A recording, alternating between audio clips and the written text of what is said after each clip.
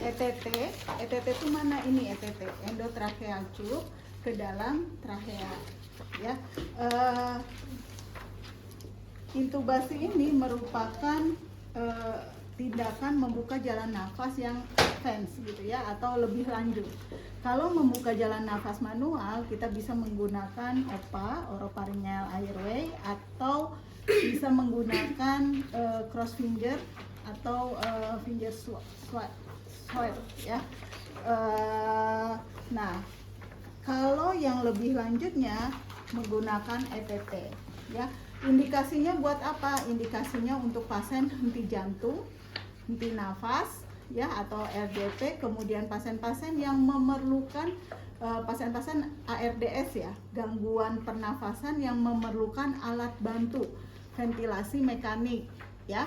Kemudian untuk pasien yang penurunan kesadaran ya, maka diperlukan ETT. Oke, kita masuk ke alat-alat yang diperlukan apa saja. Yang pertama laryngoskop ya. Jadi ini yang namanya laryngoskop. Laryngoskop ini ada dua komponen, ada handle, ada blade ya.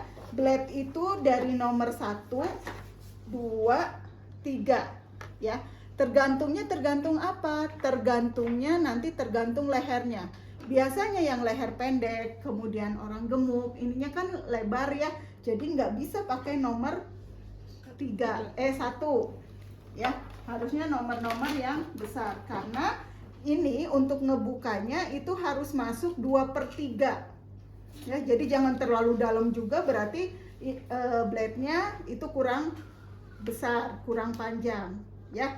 Kemudian ini komponennya, ada blade, ada handle ya. Di handle ini ada tempatnya baterai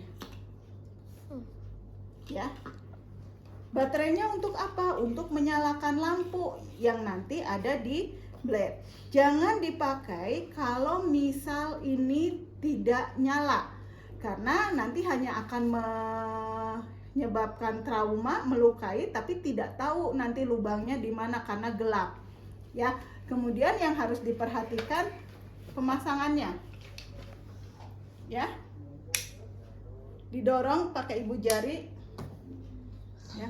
Dilepasnya sama, dorong nih yang ininya, si blade-nya pakai ibu jari ya. Ya, Bu, bisa nggak usah pakai ibu jari kayak gini? Bisa, tapi resiko cedera ke Anda, ngegesek ke sini ya tangan ininya. Begitu juga ngelepasnya, resiko cedera. Jadi masuknya ini di 45 ya. Nah, oh nyala, berarti bisa digunakan. Kemudian ini ya, ininya memegang aja yang kanannya ya. Nah, caranya sesudah bisa digunakan, letakkan di kiri ya.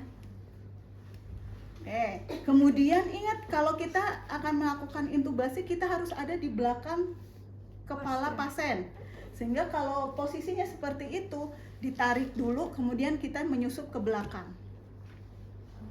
ya. Oke, boleh sob dicoba.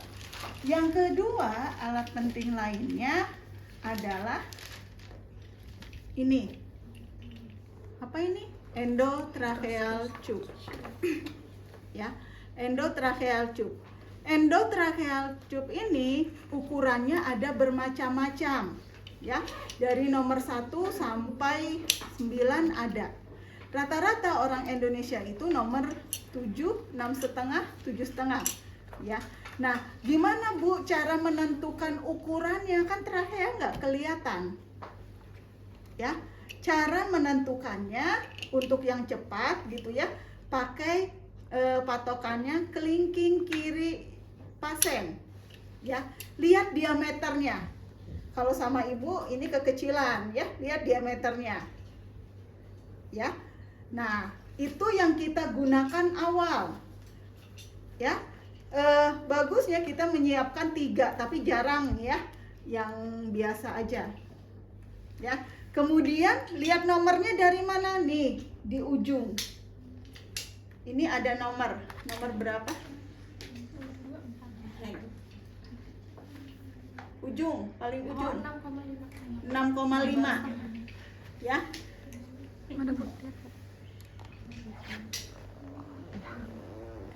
Ya. Ada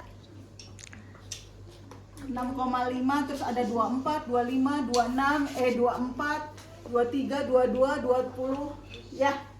Yang tadi disebutkan 24. Nah, itu adalah untuk ukuran kedalamannya, sama kayak NGT ya. NGT juga kan ada ukuran ya. Nah, itu mah untuk ukuran kedalaman, ya. Nah, sesudah kita tahu nomornya, nanti sebagai patokan awal ya, saat dimasukkan, kan kalau NGT mah dihitung ya. Oh, kedalamannya di 45 ya, NGT. Berarti kita nyari nomor 45. Dan 45 itu dari mana? Dari perhitungan kan, di luar kan? Ya, dari bisa dari telinga, hidung sampai ke lambung atau PX ya. Nah, kalau ini kan nggak bisa. Sehingga patokan untuk masukan awal adalah 3 kali ukuran ETT. Ya, kalau ukurannya 7, berarti masukinnya berapa? 21. 21 tuh ada di mana? Ada di sudut bibir. Ya. Kemudian ini ada fiksasi dalam dan fiksasi luar. Ya. Kalau fiksasi luar nanti pakai plester. Fiksasi dalamnya dengan menggunakan balon. Ya.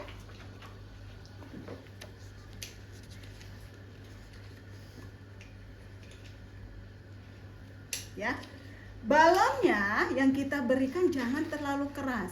Harusnya ada ukuran untuk memberikan balon, tidak pakai sepet ini, ya. Tapi memang jarang, jadi kita pakai manual, pakai sepet. Balonnya ini jangan terlalu keras. Kalau terlalu keras apa? Akan menyebabkan nekrosis di jaringan trachea. Ya, caranya nih, kita lihat. Nggak terlalu lembek, nggak terlalu keras juga, ya. Oke, diraba. Hah? Diraba, ya. Oke, itu ETT, ya. Nah, sekarang ujung ETT ini harus ada di mana sih? Ujung ETT-nya harus ada di mana? Paru-paru. Bukan. Di karina. Karina itu mana? Karina itu percabangan antara bronkus kanan dan bronkus kiri, ya. Jangan, kalau harusnya di sini, ya, ujung ETT-nya, ya. Kalau misal ETT-nya terlalu dalam, ya, tadi 21, Anda masukinnya 22 gitu. Terlalu dalam, maka kecenderungan dia akan masuknya bronkus kanan atau bronkus kiri. Kanan. Kenapa kanan? Betul, kanan. Kenapa kanan? Bentuknya. Bentuknya apa? Menyerong ke kanan. Enggak, ini mah lurus kalau. Lurus. Kenapa? Coba dibuka lagi anatomi dari bronkus kanan dan bronkus kiri. Bronkus kanan itu lebih landai daripada bronkus kiri. Bronkus kiri itu agak nekuk tuh, ya. Jadi ketika kedalaman kecenderungannya ke kanan karena dia lebih landai, lebih lurus, ya. Nah, sehingga ketika terlalu dalam, apa yang terjadi? Kalau kita berikan oksigen di sini, berarti cenderung ke satu paru. Satu parunya yang tidak teroksigenasi akan terjadi atelektasis atau kolap. Ya, nggak ada difusi. Ya, karena nggak ada oksigen yang masuk ke situ. Ya, nah kemudian kalau kita pasang ETT. Kira-kira prinsipnya steril atau tidak? Steril, ya. Sehingga kita harus memperhatikan prinsip sterilitas. Ya, jadi kalau kita sebagai sirkuler menyiapkan alat untuk pasang ETT, ya, ini dibuka, ya, jangan dipegang-pegang, pegang atasnya aja, seperlunya aja, ngambil balon, ya. Sesudah dibuka, kemudian kita cek, ya, jangan di sini ya, jangan di badan pasien ya, karena ini lagi, kalau kondisi benernya lagi riweuh kan, lagi RGP misal, ini pasien henti nafas ya, di mana? Di meja tindakan ya. Kemudian kita bukanya juga diperhatikan prinsip sterilnya. Kemudian kita kasih balon untuk dites, balonnya bagus enggak? Ya, dalam artian bagus, kempes enggak? Ada bocor enggak? Ya, kelihatannya gimana? Kalau sudah kita kembangkan dia nggak akan kempes gitu kan? Ya, kalau misal enggak bocor, kita ambil lagi, ya. Kemudian ini kita simpen di sebelah kanan boleh. Jangan lupa kita akan kasih gel, ya, dijelin. Kemudian dengan masih memperhatikan prinsip sterilitas. Kalau misal biasanya kalau pemula dia perlu ini ya, stylet namanya, atau mandren.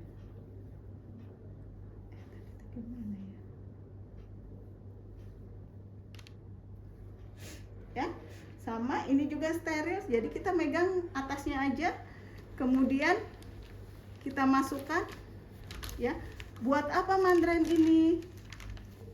Fungsinya adalah biar tadi kan lentur ya, lentur nggak bisa dibentuk kalau pakai mandren, nih bisa, ya. Kalau nggak pakai mandren dia nggak bisa balik lagi, ya. Kemudian kita simpan di sini. Apalagi yang diperlukan? Opat, ya. Kalau perlu, kemudian margin forceps disiapkan untuk apa ini? Begitu dibuka nanti mulutnya pakai laringoskop, ternyata ada benda padat kayak sayuran atau apa, kita bisa ngambil pakai margin forceps, ya. Kemudian yang harus kita persiapkan lagi adalah suction, ya. Dalam kondisi steril, jadi tinggal dibuka ininya aja, ya. Kita sambungkan, ya. Nanti kita bantu. Kalau melakukan intubasi itu nggak bisa sendirian, ya. Harus minimal berdua, ya. Sesudah semuanya siap, satu lagi, kita menyiapkan plester untuk fiksasi luar ETT-nya, ya. Oke, ya. Ketika semuanya sudah siap, si sirkuler itu dia akan bilang tuh ke, ini pakai handscreen semua ya, akan bilang ke operatornya, ya. Apa yang dikatakan? Yang dikatakan adalah alat siap, intubasi siap. Ini kan lagi CPR ya. Kalau CPR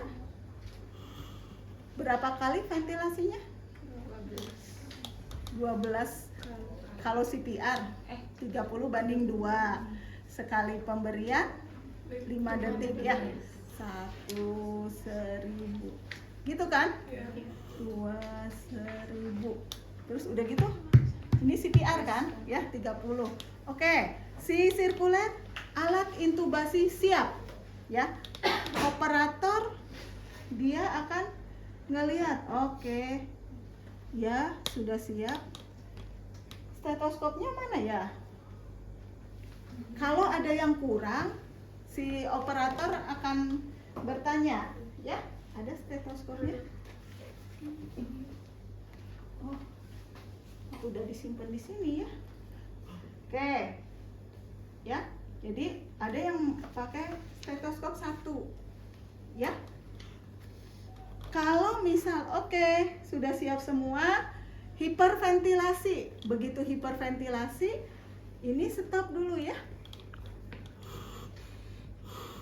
Hiperventilasi selama 15 detik. Nah, kalau hiperventilasi nggak 1.000 lagi, tapi sebanyak-banyaknya. Fungsinya apa? Untuk menyimpan cadangan pada saat nanti dilakukan intubasi. Proses intubasi itu nggak boleh lebih dari 30 detik. Jadi kalau kalian pelatihan ACLS ya atau BTCLS akan dihitung ketika kalian melakukan intubasi. Ya. Oke, 15 detik. Sesudah itu baru dilakukan intubasi, ya. Caranya dimasukkan nih. Ya, dimasukkan laringoskop dari sudut bibir kanan, ya. Kemudian ini kan lidahnya ya. Lidahnya ditarik ke tengah. Sama ininya ya. Si bagian laringoskopnya, lidah ketarik ke tengah, laringoskopnya dimasukkan 2/3 ya. Kemudian udah gitu diangkat untuk ngebuka mulut ya. Ngangkatnya jangan seperti ini. Ini nyangkul. Ya. Kalau nyangkul apa yang terjadi? Ini kan gigi ya. Gigi atas sama bibir. Yang terjadi adalah bibirnya bisa sobek, giginya bisa rontok, ya. Kemudian ujungnya ini ada di mana? Nih, di dalam itu ada epiglotis atau uvula, ya. Letak ujungnya ini adalah sebelum epiglotis, ya. Jadi epiglotisnya jangan diangkat. Nah, sebelum epiglotis, kemudian ini merupakan pertemuan dengan pangkal lidah, ya. Epiglotisnya jangan diangkat. Kenapa jangan diangkat? Kalau diangkat nggak akan kelihatan lubangnya, karena udah langsung lubang aja. Jadi dikirain asa bukan lubang, ya. Tapi kalau diangkat bukan diangkat, ini posisinya sebelum epiglotis, bukan epiglotisnya yang diangkat, itu akan kelihatan lubang di belakang epiglotis, ya. Akan kelihatan lubang di atas di belakang epiglotis. Di bawahnya ada lubang paring, ya. Jadi ini dimasukkan, ya, dimasukkannya sambil dibuka, ya, dibuka mulutnya, kemudian ditarik ke sebelah kiri lidahnya, ini di sini, ya. Kemudian sesudah 2/3 kita angkat, ya. Ngangkatnya jangan nyangkul, ya. Kalau misal kita ngelihat banyak ada bakso, nanti ambil ini ya, ada bakso atau ada sayuran nih, tinggal kita ya diambil. Atau misal banyak dahak, kalau banyak dahak nggak akan kelihatan lubangnya, ya. Jadi kalau banyak kesini ya tuh. Kalau banyak dahak, ada saksen, ada orang yang megangin saksennya, ya, nutup, terus kita yang operator langsung dilakukan saksen. Sesudah bersih, kemudian ini kita masukkan, ya. Dia kan steril ya operatornya. Nah, dimasukkan sampai berapa tadi? 21 kalau pakai yang ukuran 7 ya. 7 ya, kalau 6,5 sekitar 20-an ya. Nah, sesudah itu yang dilakukan, ini pegang dulu ya. Yang dilakukan adalah kasih, ini lupa. Ini yang begitu masuk ini langsung dicabut, ini kasih balon ya. Kemudian kita cek langsung. Jadi begitu itu sudah masuk, ada yang nyiapin, ininya dicopot ya. Nah, kemudian dilakukan fiksasi, belum fiksasi ya, baru fiksasi dalam, sambil tetap dikasih napas bantuan ya dengan BMV ya. Nah, kemudian ada yang mengecek nih dicek pertama kali adalah ke lambung. Karena tadi ada 2 saluran ya, yang depan trakea, yang belakang paring. Ya, cek pertama adalah ke lambung. Ya, disuruh untuk melakukan kasih ventilasi. Di lambung tidak ada, berarti aman, sudah masuk ke paru. Ya, kecuali ketika pertama kali kita dengar di lambung, kedengeran tuh wus gitu ya. Oh, ada suara di lambung.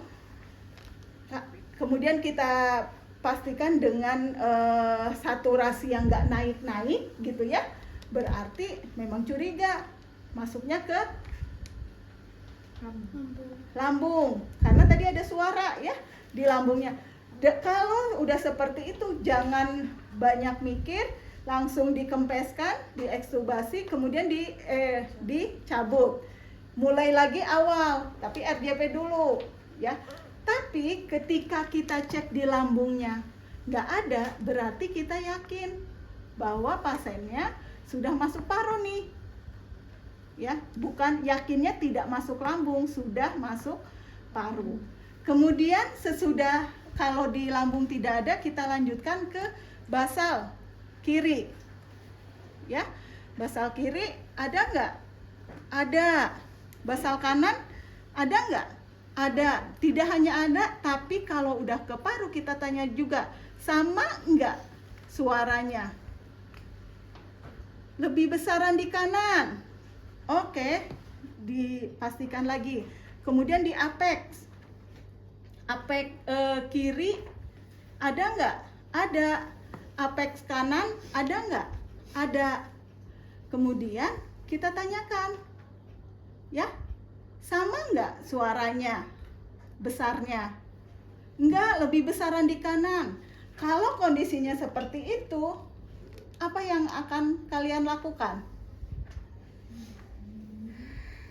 Berarti apa kalau besaran di kanan? Kedalaman. Jadi yang harus dilakukan adalah ditarik ya. Ditariknya jangan terlalu banyak, satu-satu dulu aja.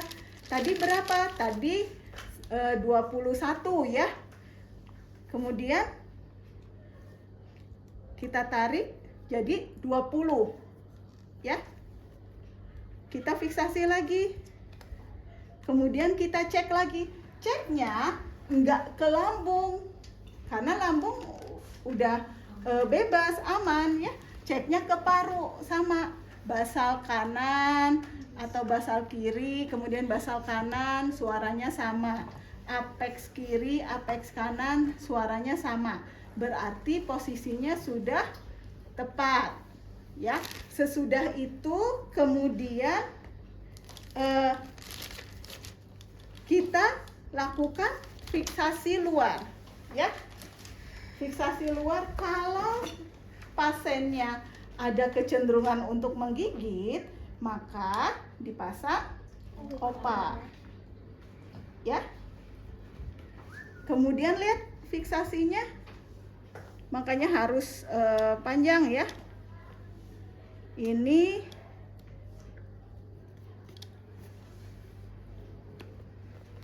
kita lilitkan ya, minimal di 2. 1, 2. Kalau misal cukup, bisa langsung difiksasi opanya. Tapi kalau nggak cukup, ya sudah, nanti opa tersendiri aja.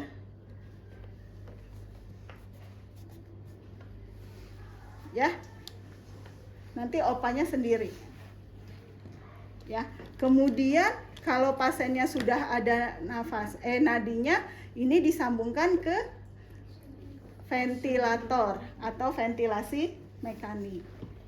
Ya, itu untuk intubasi. Ada yang mau ditanyakan? Ibu pakai sarung tangan sterilnya pas Si operator pas mau melakukan, tapi kita harus ada yang nge-handle gitu ya. buat persiapan, masa belum pakai bahan. Persiapan untuk nyiapin ini nggak usah pakai steril Nanti kan perlunya waktu ya. Kita lihat nanti ya. Kalau misalkan diujianin berarti per tim ya, Bu? 2 orang. Oh, 2 orang. Yang satu asistennya untuk nyiapin, yang satu nanti saya lihat dulu, soalnya kalau diujianin ini sayang manikinnya karena ini bukan manikin intubasi gitu, bisa sobek ya. Kemudian ingat satu hal, ketika kita ngebuka mulut dengan laringoskop jangan nyangkul ya, jangan gini ya, tapi gini, diangkat dan ininya lurus. Yang kerasa pegal ini nanti sini.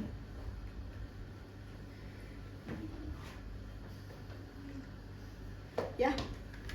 Oke. Itu kan berarti gini ya. Sok Anda bayangin dulu. Gini.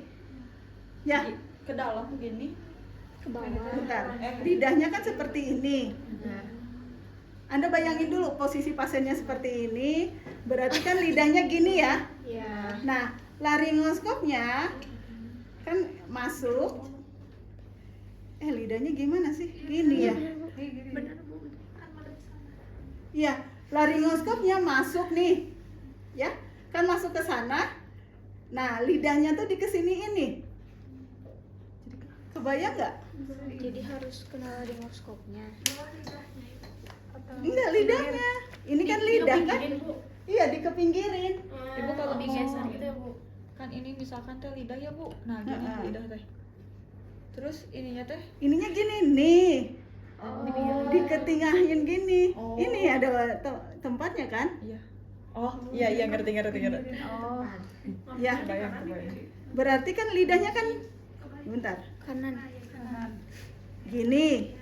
Nih, ini masuk ke sini, kemudian nih Jadi ditarik ke tengah. ke pinggirin ya, ininya digeser sama ini. Ya, disengsolkan ya. Ini kan sengaja nih buat ininya, terus ini buat masukin ETT-nya. Ya. Kita masukinnya kayak gini. Ya, atau pakai tangan kanan. Ya, justru pakai tangan kiri. Ini makanya ngeletakinnya di kiri. Ya,